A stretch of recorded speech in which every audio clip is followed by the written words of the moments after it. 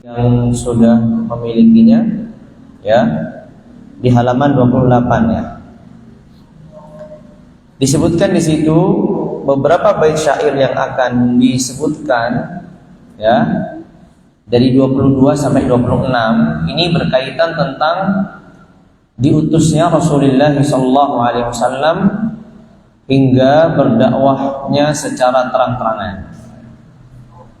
Apa kata Imam Ibn Abil Izz Al-Hanafi rahimahullahu tabaraka wa ta'ala yang dinisbatkan manzumah Al-Urjuzah Al-Mi'iyah ini kepada beliau? Qala rahimahullahu tabaraka wa ta'ala di bait syair 22 ya.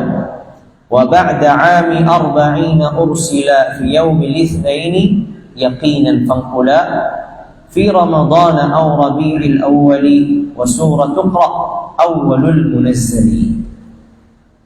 Artinya bait 22 artinya setelah berusia 40 tahun beliau diutus sebagai rasul, tepatnya pada hari Senin, tanpa ada perbedaan pendapat, maka riwayatkanlah.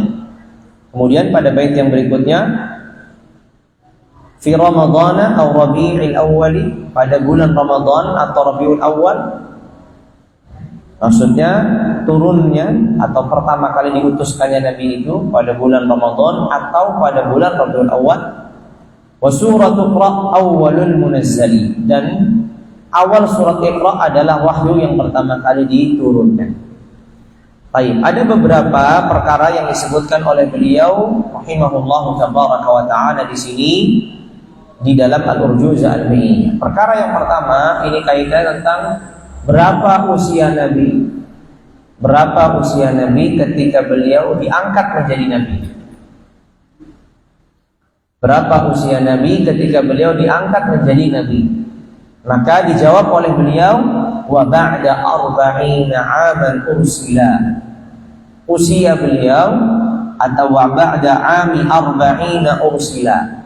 Dalam naskah lain, wa ba'da 40 'aman ursila.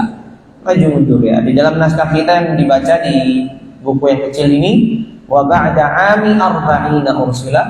Dalam naskah yang lain, wa ba'da 40 'aman ursila. Artinya sama saja. Artinya Rasulullah alaihi wassalatu wassalam diutus menjadi rasul, diangkat menjadi nabi, itu usianya 40 tahun. Usianya berapa? 40 tahun.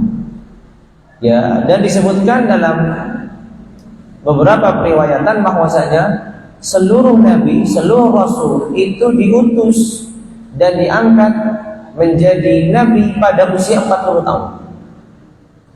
Ya, Nuh misalkan 40 tahun dan yang lainnya. Ya, dan yang lainnya. Makanya ini usianya manusia-manusia yang Allah muliakan ketika mereka diangkat menjadi nabi dan diutus menjadi rasul. Usianya 40 tahun. Rasulullah alaihi wassalam juga pada usia 40 tahunlah beliau diangkat menjadi nabi.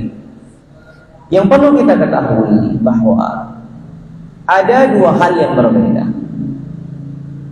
Hal yang pertama adalah ketika kita katakan beliau diangkat menjadi nabi,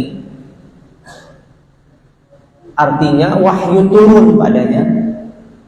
Dan ketika kita katakan bahwasanya Muhammad bin Abdullah itu dalam penjagaan Allah semenjak ia kecil. Ya. Jadi Rasulullah Sayyidina Muhammad bin Abdullah benar ia menjadi resmi gitu, diangkat menjadi nabi, diutus sebagai rasul itu ketika usia 40 tahun. Tapi sebelum itu, apakah beliau tidak mendapatkan penjagaan dari Allah? Tidak mendapatkan beberapa keberkahan yang Allah berikan pada dirinya dan yang mengelilinginya? Jawabannya, itu sudah terjadi semenjak beliau lahir. Sehingga tidak menunggu sampai beliau 40 tahun kemudian keberkahan itu ada. Muhammad bin Abdullah Sayyidina Rasulullah wa habibina salawatu rabbi wa salamu alaih. Keberkahannya sudah dirasakan semenjak beliau lahir, tidak menunggu sampai kemudian 40 tahun. Kita sudah lewat kisahnya bersama Halimah Sa'diyah, kita sudah lewat kisahnya bersama ibundanya. Beberapa kisah yang menunjukkan keberkahan yang dimiliki beliau itu sudah dirasakan sebelum beliau secara resmi diangkat menjadi nabi pada usia 40 tahun. Maka ini dua hal yang harus dibedakan. Jadi keberkahan beliau sebagai calon rasul gitu, kemudian hari itu sudah dirasakan semenjak beliau lahir, tidak menunggu ketika beliau sudah 40 tahun. Namun secara nyata ya, ketika beliau diangkat, diturunkannya wahyu itu ketika sudah usianya 40 tahun. Ya, maka itulah yang disebutkan oleh beliau wa ba'da arba'ina 'aman ursila atau wa ba'da 'ami arba'ina ursila. Ketika sudah 40 tahunlah beliau diangkat menjadi nabi, diutuskan menjadi rasul. Pertanyaannya, sudah tahu sekarang kita usia nabi, usia rasul, ketika diangkat menjadi nabi, ketika diutus menjadi rasul, usianya berapa? 40. Pertanyaan berikutnya adalah, diangkatnya menjadi nabi itu pada hari apa? Pada hari apa? Dijawab sama beliau, fi yaumil itsnaini yaqinan fanqula. Beliau diangkat menjadi nabi, beliau diutus menjadi rasul itu pada hari Senin. Pada hari Senin. Secara nyata, secara resmi beliau diangkat menjadi nabi pada hari Senin. Dan kata An-Nazim rahimahullah, Ibnu Abil Is mengatakan fi yaumil itsnain yaqinan, secara yakin. Kenapa secara yakin? Karena Nabi mengatakan itu. Rasulullah alaihi wasallam ditanya, "Ya Rasulullah, engkau puasa pada hari Senin, apa sebabnya? Motivasinya apa?" Kata beliau, "Dzaka yaumun wulidtu fihi wa yaumun bu'ithtu fihi." Itu adalah hari di mana aku dilahirkan, satu, dan itu adalah hari di mana aku diutus, diangkat menjadi nabi. Dalam riwayat lain, yaum bu'ithtu fihi au unzila alayya. Ada keraguan dari perawi yang meriwayatkan. Nabi mengatakan bu'ithtu au qala unzila alayya. Pada hari Senin itulah aku diutus menjadi nabi, atau pada hari Senin itulah aku diturunkan padaku wahyu. Jelas ya? Diturunkan padanya wahyu. Sehingga secara sepakat para ulama mengatakan Muhammad ibn Abdullah diangkat menjadi nabi, diutus menjadi rasul ketika pada hari Senin. Dan kita perlu bedakan antara dua hal, diangkat menjadi nabi dan diutus menjadi rasul, karena dua peristiwa yang berbeda. Maka dikatakan oleh para ulama, Muhammad ibn Abdullah Sayyidina Rasulullah salawatu rabbi wa salamu alaih ditunjuk, diangkat menjadi nabi itu dengan diturunkannya Iqra bismi rabbikal ladzi khalaq. Dan ia ditunjuk sebagai rasul utusan Allah itu ketika diturunkannya ya ayyuhal muddatsir. Ya, nubbi abi Iqra wa ursila bil muddatsir. Jadi ada dua hal yang berbeda. Sekali lagi, beliau diangkat menjadi nabi ketika diturunkannya Iqra bismi rabbikal ladzi khalaq. Beliau diutuskan sebagai rasul utusan Allah untuk menyampaikan kebenaran ini dengan ayat ya ayyuhal muddatsir qum fa'anzir wa rabbaka fakabbir ila akhir ayat. Beberapa ayat di awal surat Al-Muddatsir sebagaimana beberapa ayat di surat Iqra. Sudah jelas ya membedakan dua hal itu. Tadi yang kita sedang bahas adalah diangkatnya menjadi nabi, itu lebih tepatnya. Pada hari apa beliau diangkat menjadi nabi? Jawabannya pada hari Senin. Karena begitulah sabda beliau ketika ditanya, tentang apa? Su'ila an yaumil itsnain. Riwayat yang secara detailnya adalah dari hadisnya Abi Qatadah Al-Ansari radhiyallahu taala anhu Allah qala su'ila Rasulullah sallallahu alaihi wasallam an shaumi yaumil itsnain. Rasulullah ditanya tentang puasa hari Senin. Qala dzaka yaumun wulidtu fihi.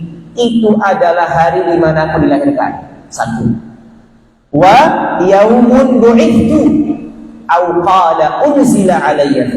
Itu hari di mana aku diangkat menjadi nabi atau diturunkan padaku wahyu. Jelas? Maka tidak ada persisian para ulama tentang hari apa beliau dijadikan sebagai nabi pada hari Senin. Jelas ya, pada hari Senin. Inilah motivasi Rasulullah untuk berpuasa. Lihat, pada hari Senin ini lahirnya hari Senin, diutusnya juga pada hari Senin. Makanya Nabi berpuasa pada hari Senin dengan motivasi ini.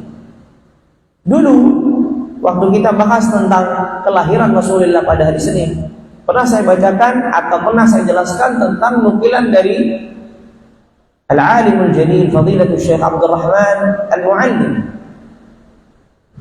rahimahullah, yang beliau mengatakan bahwasanya hari ini orang jarang berpuasa hari Senin dengan niat mensyukuri karunia Allah atas kelahiran Nabi dan atas diturunkannya wahyu pada hari itu. Padahal itu adalah alasannya Rasulullah ketika berpuasa pada hari Senin. Selain hari Senin dan hari Kamis itu dibukakan atau diangkat amalan, gitu kan?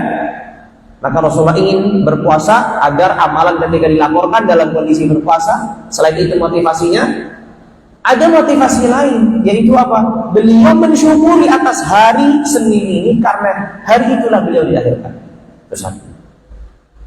Kemudian yang kedua adalah karena pada hari Senin itulah beliau diutuskan atau diangkat, lebih tepatnya menjadi nabi.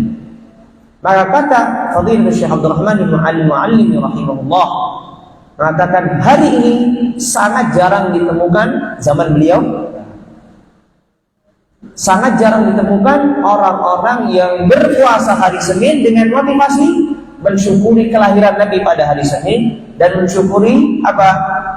Mensyukuri hari Senin itu sebagai hari diangkatnya beliau sebagai nabi.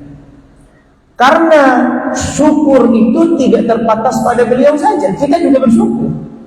Bukan hanya beliau saja yang bersyukur. Kelahiran beliau bukan hanya kebaikan untuk beliau, tapi kebaikan untuk kita. Diutusnya beliau atau diangkatnya beliau menjadi nabi bukan kebaikan untuk beliau sendiri, tapi juga kebaikan untuk kita. Sehingga bersyukur itu tidak terbatas pada beliau saja, juga pada kita yang merasakan karunia ini. Salawatu Rabbi wa salamuhu alaihi. Baik.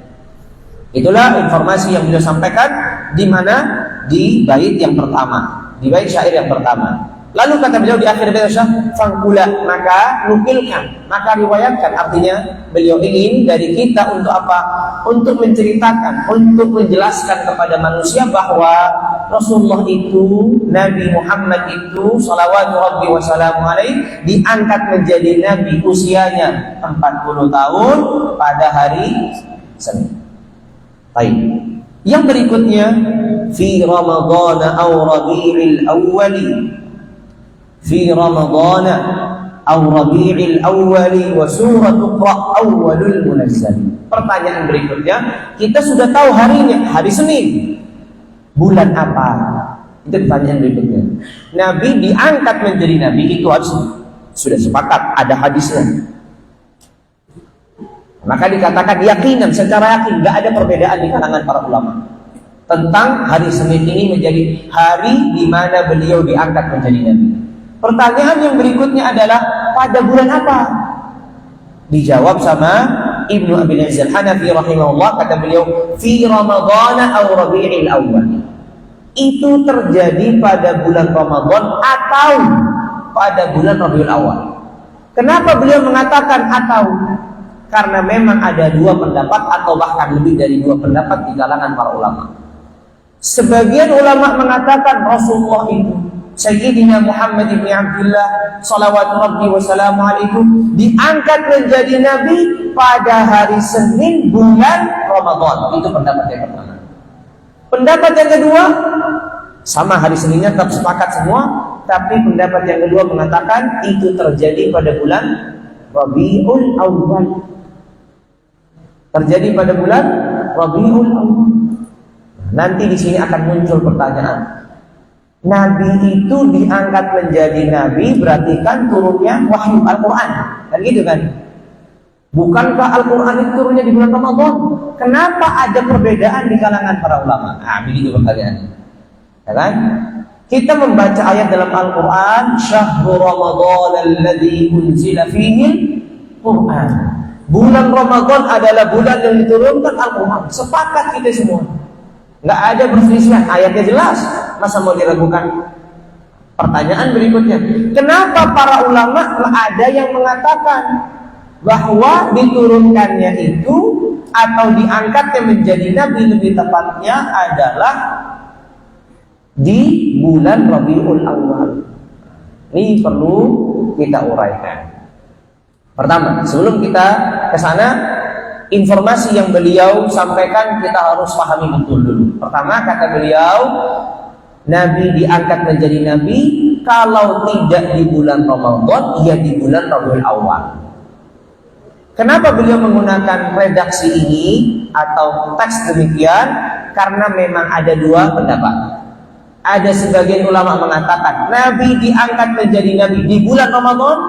Ada yang mengatakan Nabi diangkat menjadi Nabi di bulan Rabiul Awwal. Baik, ini pertama. Yang kedua, pertanyaannya, yang mengatakan di Ramadan ataukah yang mengatakan di Rabiul Awwal, apakah mereka memiliki dasar, landasan, dalil? Naam, keduanya memiliki dasar dan dalil. Pendapat yang mengatakan Ramadan mudah dalilnya. Yang ingin saya sorotin adalah pendapat kedua yang mengatakan Rabiul Awwal. Kalau pendapat yang mengatakan Ramadan kan mudah saja. Akan mengatakan apa? Namanya Nabi diutus di bulan Ramadan itu ya sudah benar. Kenapa? Karena Al-Quran itu diturunkan di bulan Ramadan. Berarti Nabi diangkat menjadi Nabi di bulan Ramadan. Kan selesai gitu, dalilnya kan mudah. Ya kan? Dalilnya mudah. Pendapat yang kedua, nanti yang mungkin sebagian agak kaget kalau mendengarkan ini. Ini sudah pernah saya bahas ketika kelahiran Rasulullah, membahas tentang kelahiran Rasulullah. Dalam satu periwayatan dari Jabir bin Abdullah dan Ibnu Abbas, keduanya mengatakan bahwa pada tanggal 12 Rabiul Awwal itu hari Senin 12 Rabiul Awwal itu hari kelahiran Nabi, hari wafatnya Nabi, hari diutusnya Nabi, hari berhijrahnya Nabi. 4 ya. Hari lahirnya Nabi, hari wafatnya Nabi, hari diutuskannya sebagai atau diangkatnya menjadi Nabi, dan yang terakhir hari hijrahnya Nabi.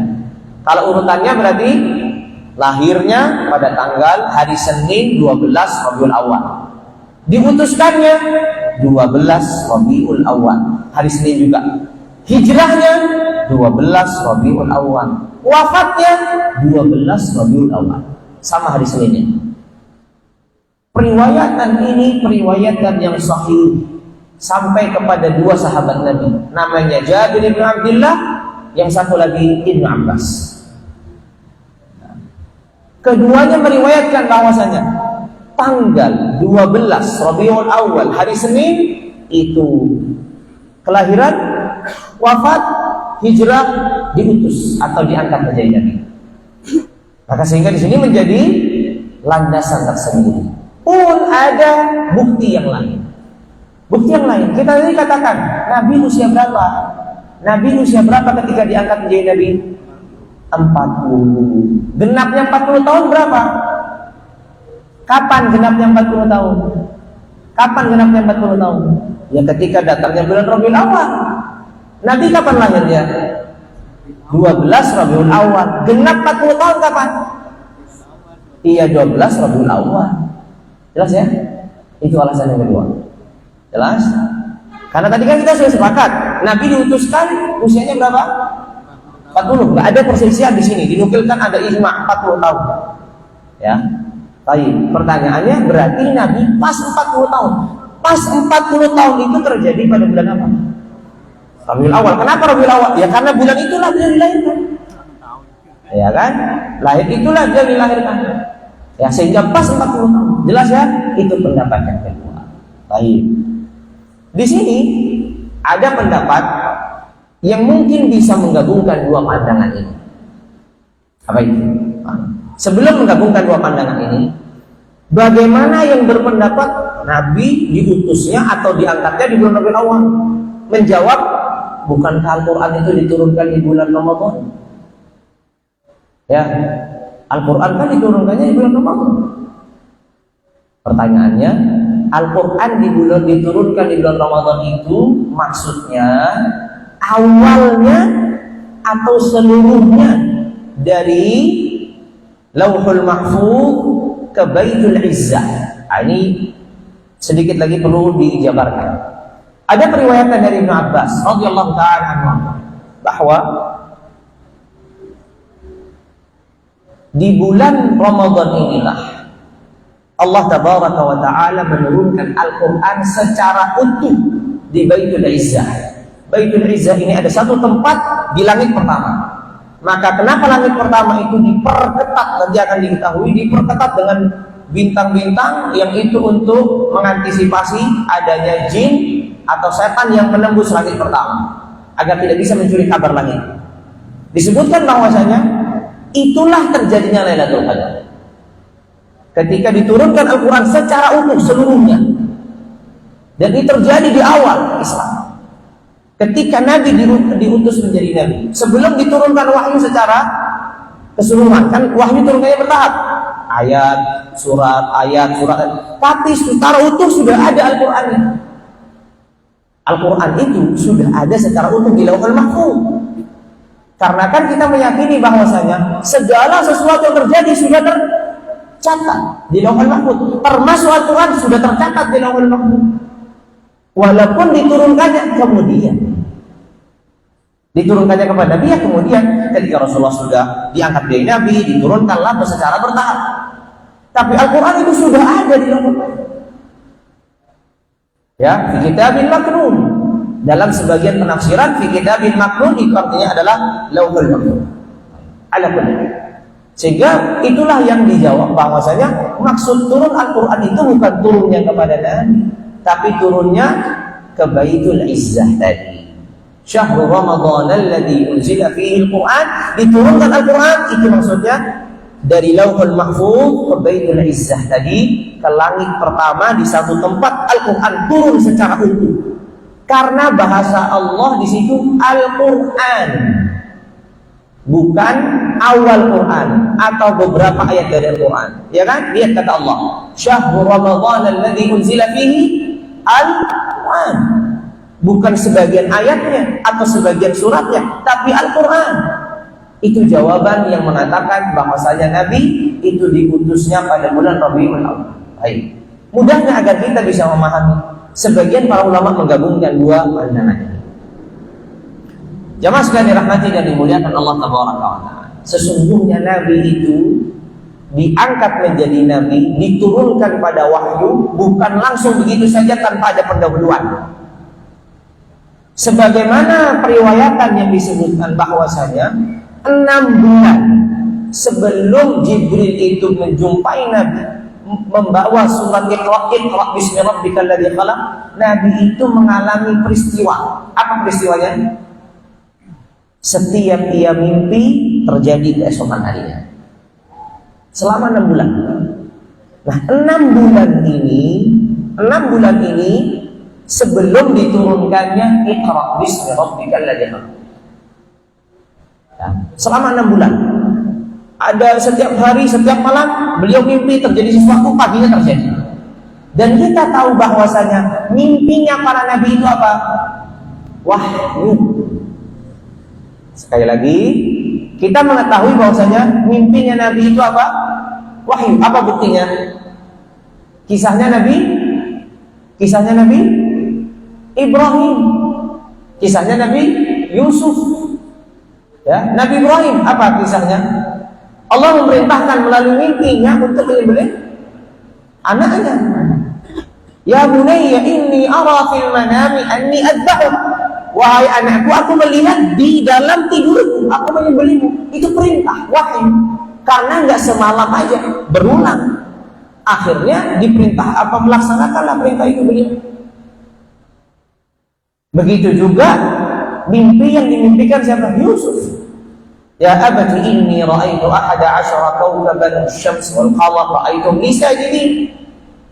Ini wahyu, kemudian hari benar-benar terjadi. Ala kulli apapun.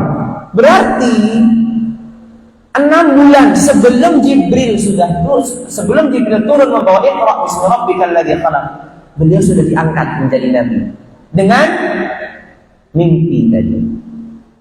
Jelas ya? Nah, diangkatnya 6 bulan ini mulainya lah di Rabiul Awal. Coba hitung Rabiul Awal sampai Ramadan berapa? 6 bulan. Di Ramadan lah diturunkan Iqra bismi rabbikal ladzi khalaq. Akhirnya tergabunglah 2. Jelas ya? Jadi di bulan Rabiul Awal inilah awal mulanya diturunkannya wahyu melalui mimpi. Ada peristiwa ini terjadi, besok benar terjadi. Besok lagi mimpi lagi, benar terjadi. Itu wahyu sudah. Berjalan wahyu kepada dirinya. Tapi mulainya di Rabiul Awal. Tapi Al-Quran, ayat-ayat Allah yang turun ini di bawah Jibril, Iqra bismi rabbikal ladzi khalaq, yang turun pertama kali di bulan Ramadan. Sudah jelas ya, tergabung 2 pendapat. Sehingga mulai mimpi yang bentuknya wahyu dan terjadi keesokan hari itu di bulan Rabiul Awal. Dan ini sebenarnya beliau sudah mulai diangkat dari Nabi, cuma beliau tidak merasakan. Karena hanya merasakan keanehan saja. Kok setiap saya mimpi terjadi besoknya terus begitu dan terulang. Makanya dikatakan semenjak itu beliau kan apa? Berkhalwat di ghar, ya, di satu gua. Gua apa namanya? Gua Hira. Di situ dan disebutkan bahwasanya beliau itu berta'abbudnya atau berkhalwatnya di malam-malam ganjil. Disitulah nanti turunnya Lailatul Qadar, dan disitulah diturunkannya Al-Quran. Maka terangkailah semua peristiwa ini dengan sajian yang ada. Wallah. Sudah jelas ya? Bagaimana menggabungkan antara 2 pendapat ini yang mengatakan Rabiul Awal dan mengatakan di bulan Ramadan, sehingga bisa kita simpulkan agar kita mudah memahaminya bahwa beliau ketika sudah genap 40 tahun, pertama kali yang datang pada diri beliau adalah mimpi-mimpi yang kemudian terjadi di pagi harinya. Terus 6 bulan itu begitu terus, yang membuat beliau kemudian berkhalwat di Ghar Hira di malam-malam ganjil sampai di bulan Ramadan turunlah ayat-ayat pertama dari surat Al-Alaq yang kita kenal dengan Iqra bismi rabbikal ladzi khalaq khalaqal insana min 'alaq iqra wa rabbukal akram alladzi 'allama bil qalam 'allamal insana ma lam ya'lam. 5 ayat pertama. Sejelas ya? Maka kata-kata beliau fi Ramadan aw Rabi'il Awwali sudah kita pahami.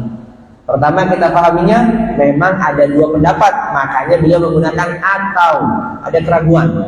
Pokoknya Ramadan atau Rabiul Awal gitu aja, karena ada 2 pendapat. Tapi juga ada tadi pendapat yang terakhir yang semoga ini lebih dekat dalam kebenaran, yaitu menggabungkan dua-duanya, yaitu permulaan wahyu itu dengan lewat mimpi, melalui mimpi itu di bulan Rabiul Awal, tapi turun ayat Al-Quran itu di bulan Ramadan. Kenapa 6 bulan? Sudah dihitung tadi ya. Rabiul Awal, Rabiul Tsani, Jumadal Ula, Jumadal Ula, Rajab, Sya'ban, Ramadan, pas. Ya, pas ya, 6 bulan berikutnya. Baik. Kemudian kata beliau, wa surat Iqra awwalul munazzalin, dan surat Iqra adalah surat pertama yang diturunkan, adalah wahyu pertama kali diturunkan. Apakah utuh atau sebagiannya? Sebagiannya. Kan hanya 5 ayat pertama. Enggak semua. Tidak sampai kalla innal insana la yatgha an ra'ahu istaghna, enggak sampai situ. Cuma sampai iqra bismi rabbikal ladzi khalaq. Khalaqal insana min 'alaq. Iqra wa rabbukal akram alladzi 'allama bil qalam 'allamal insana ma lam ya'lam. 5 ayat pertama. Setelahnya diturunkan kemudian, enggak seketika itu. Karena kita tahu ya, yang pernah membaca apa yang terjadi, Nabi ini dipeluk atau didekap oleh Jibril. Iqra ma ana biqari, saya enggak bisa baca. Iqra ma ana biqari, iqra ma ana biqari. Berbuat iqra bismi rabbikal ladzi khalaq, khalaqal insana min 'alaq, iqra wa rabbukal akram alladzi 'allama bil qalam. Pertanyaan ringan ini pertanyaan. Nabi ketika didekap oleh Jibril alaihissalam itu dalam posisi takut atau tenang? Takut. Tapi gimana Nabi kok bisa hafal? Itu pertanyaannya. Kita bertanya, orang kalau sedang takut dikasih satu kata aja lupa, ya kan? Ya, iya kan? Satu kata aja lupa. Tapi kan kemudian Nabi pulang dan mengatakan ini kepada Khadijah. Yang datang mendekapku ini mengatakan iqra bismi rabbikal ladzi khalaq, khalaqal insana min 'alaq. Dari mana Nabi ini? Pertanyaannya dari mana? Jawabannya adalah Allah lah yang tetapkan di hati. Ya. Di surat Al-Qiyamah ada. Nabi itu kalau datang Jibril turun membawakan wahyu, mengikuti Jibril. Maka Allah mengatakan, la tuharrik bihi lisanaka lita'jala bihi. Jangan kamu ikut gerakan mulutmu, karena kamu ikuti Jibril. Biar Jibril itu mengucapkan selesai, nanti Allah yang hadirkan di hati. Jadi tidak perlu repot-repot ngafal kayak kita. Ya, langsung Allah hadirkan di hati. Kata Allah, ya la tuharrik bihi lisanaka lita'jala bihi. Inna 'alaina jam'ahu wa qur'ana. Kami yang bertanggung jawab untuk mengumpulkan Al-Quran itu di hati. Selesai. Jadi walaupun satu kali langsung terpancap di hati, karena Allah yang menancapkannya. Enggak seperti kita. Iqra ini diulangi 100 kali pun enggak apa-apa. Karena kurang taufik dari Allah mungkin ya. Ya kalau Nabi enggak, dalam kondisi gugup, dalam kondisi takut. Bahkan Nabi kita tahu, bahkan Nabi takut kematian pada dirinya. Nabi itu sampai takut kematian pada dirinya, bukan level takut yang sakit berat, enggak, takut akan datang kematian pada dirinya. Tapi kok bisa teringat 5 ayat, bukan 1 ayat, 5 ayat. Itu karena Allah sudah mengatakan inna alaina jam'ahu. Tanggung jawab kami mengumpulkan Al-Quran di hatimu, itu tanggung jawab kami. Sehingga nggak perlu panik, nggak perlu tergesa-gesa mengikuti Jibril. Biar Jibril itu menuntaskan apa yang diucapkan, kamu cukup mendengar, nanti kamu bisa mengucapkan. Jelas ya? Keistimewaan sebagai Nabi. Mau menjadi Nabi? Oh nggak bisa. Tapi yang perlu diketahui, menjadi Nabi itu berat. Ya, ini yang perlu yang kadang kita tidak enak ya. 5 ayat langsung hafal. Nabi ditanya, ya Rasulullah, bagaimana ketika engkau menerima wahyu? Menerima wahyu itu sebagaimana Allah sudah firman, inna sanulqi alaika qawlan thaqila. Kami ini akan berikan kepadamu ucapan-ucapan yang berat, enggak ringan. Nabi itu setelah menerima wahyu normalnya pingsan. Jangan dikira, wah enak ya jadi Nabi, nggak perlu ngafal, sekali langsung. Tapi sekali menerima pingsan. Ibunda Aisyah radhiyallahu taala anha pernah menceritakan, wahyu itu pernah turun dan Nabi posisinya di pahanya Aisyah sedang tiduran, kepalanya di pahanya Aisyah. Wahyu turun. Kata Aisyah, ini pahaku ini seakan-akan mau hancur sudah. Saking beratnya. Itu pahanya Aisyah, apalagi kepalanya Nabi. Maka sudah wajar kalau kemudian setelah itu pingsan. Maka dikatakan Nabi itu kalau sudah datang wahyu bercucur keringat, langsung tertunduk bercucur keringat, setelah itu pingsan. Bangun-bangun beliau langsung mengatakan apa yang Allah firman. Mau sekarang jadi nabi? Berat ya, berat. Ya. Maka al-jaza'u min jinsil amal. Jangan dikira oh jadi nabi itu kedudukannya tinggi di akhirat bla bla bla. Kan kata Rasulullah sudah bersabda apa? Asyaddun nasi bala'an al-anbiya. Orang yang paling berat ujian itu para nabi. Proses menerima wahyu ini berat. Maka dari sini kita akan sangat-sangat lagi mencintai Nabi. Kenapa? Beliau demi menerima wahyu berkorban atas dirinya sendiri. Berat. Menerima wahyu pingsan, bangun. Coba bayangkan berapa ayat Al-Quran. Kalau setiap ayat turunnya begitu. Bayangkan. Kalau seandainya setiap ayat begitu kondisinya, keringatan bercucur, pingsan, sakit, berat. Kata Aisyah saja, aku yang kepalanya Nabi itu hanya di pahaku, itu merasakan apa pahaku ini sudah mau hancur. Sangat beratnya. Apalagi beliau yang merasakan langsung. Ini disinilah tampak ya jasa beliau, kemuliaan beliau di mata kita. Sehingga kemudian ketika kita susah yang hafal Quran, oh lebih susah lagi nanti. Ada di antara kita ngafal Quran sampai pingsan-pingsan kan nggak ada. Ya, sampai nangis-nangis mungkin ada. Saking pingsan-pingsan, nggak ada. Ya, maka sudah wajar kalau kemudian beliau memiliki kedudukan yang tinggi di sisi Allah Subhanahu. Karena memang apa yang beliau lakukan itu baru proses menerimanya. Belum lagi proses menyampaikan. Oh lebih berat lagi.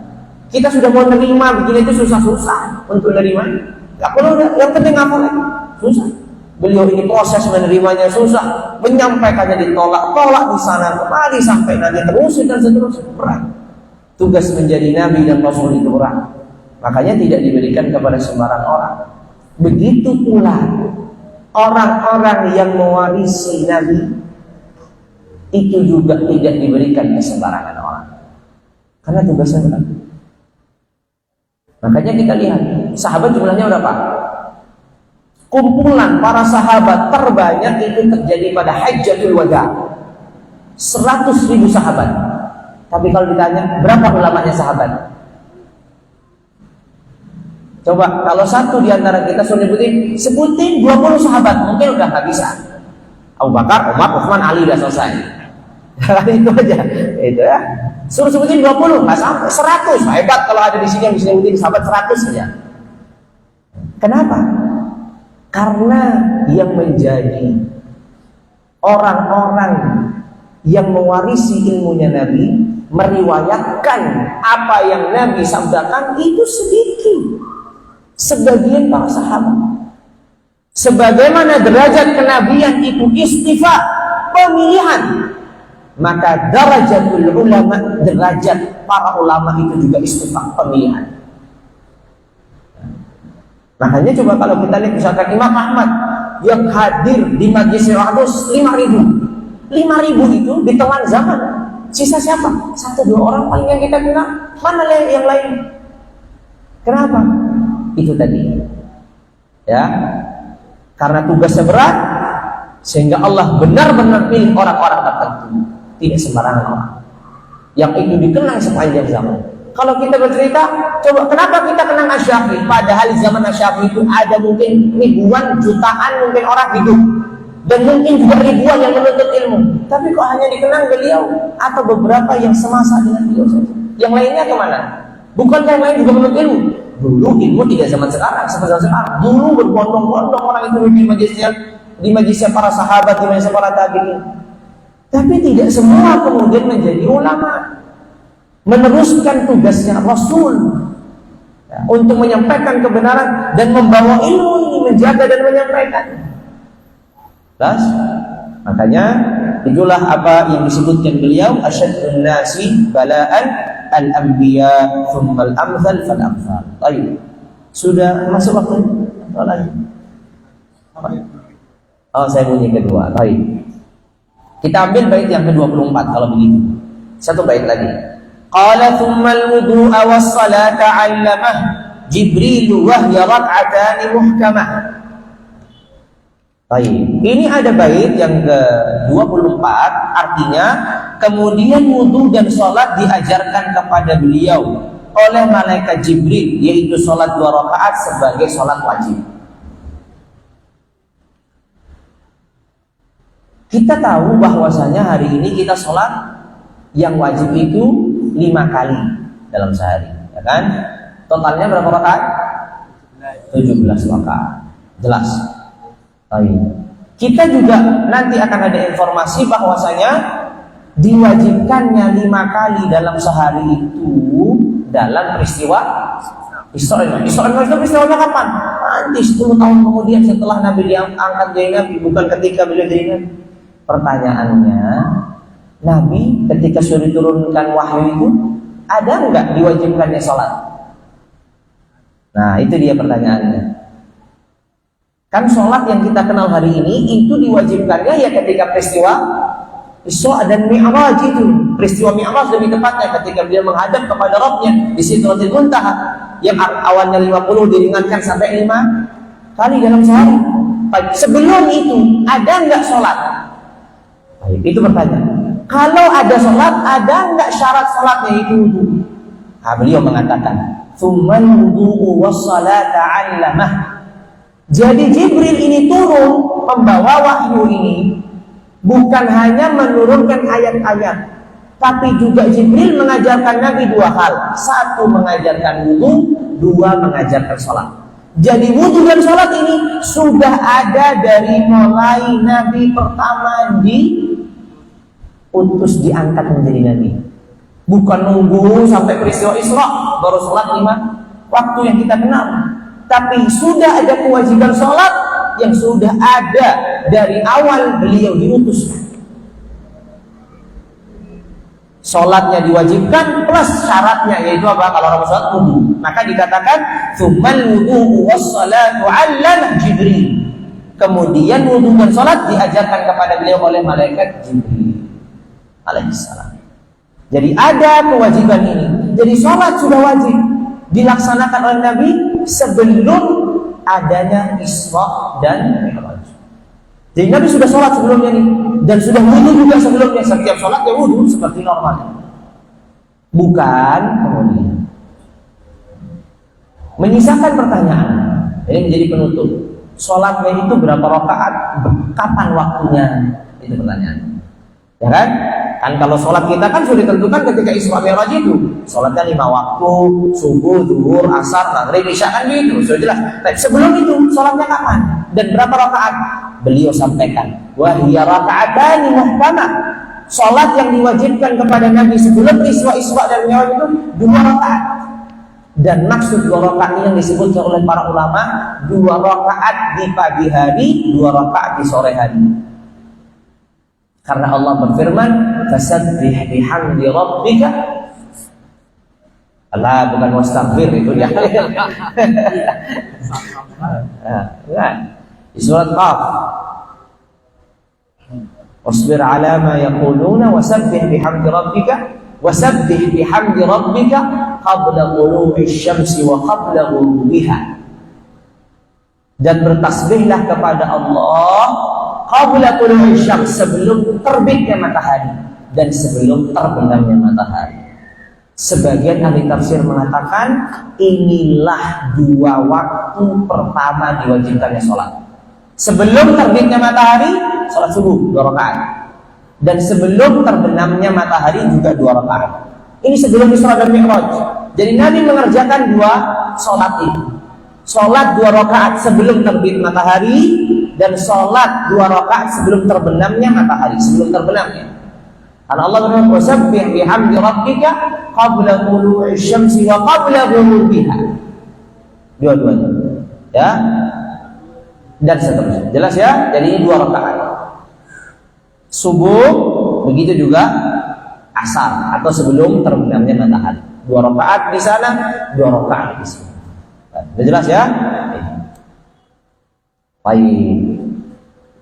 Namun ada pendapat ulama lainnya yang mengatakan bahwa yang wajib sebelum Isra dan Mi'raj itu adalah sholat malam.